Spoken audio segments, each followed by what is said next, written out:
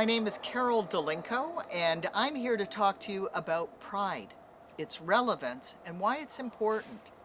I was actually the past co-president of Interpride, which is the International Association for Pride Associations, and there's a lot of them all over the world, but there haven't always been. This is kind of the story of pride.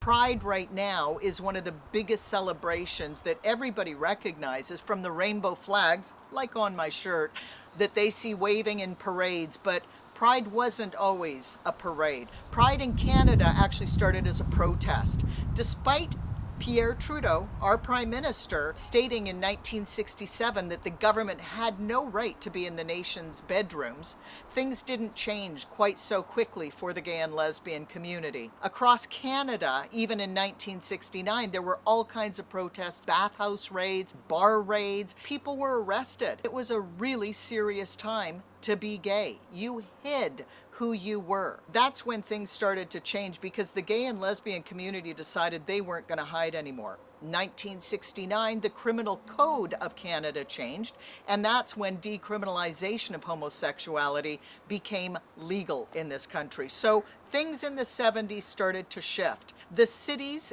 gay communities joined together and said, on a certain day, we're all going to march proudly. And that is really when the first marches for Pride started in Canada. They started as a protest because they certainly were not mainstream, and people were still very frightened to go and march. You were not allowed to be gay, you were not allowed to marry, there was certainly no adoption. That just didn't even, it wasn't part of it. In the 80s, because of the AIDS virus, the gay community became very visible. And then we were marching for our lives. In the 90s, things changed. That's when corporations decided to get involved in Pride and start supporting the community. Ellen came out. Queer as Folk was on TV. There was a lot more community visible for everybody else, and that's how Pride became a little bit more mainstream. In the 2000s, that's when social media came about, and that's when I got involved in Pride. We started seeing through YouTube videos being posted around the world where they were not allowed to march for Pride. They were not allowed to be their authentic selves, and they certainly were not allowed to be visibly gay and out on the streets. That is when the Pride movement became a human rights movement, and we were marching to represent and stand as a beacon for folks all over the world. That is what Pride is today.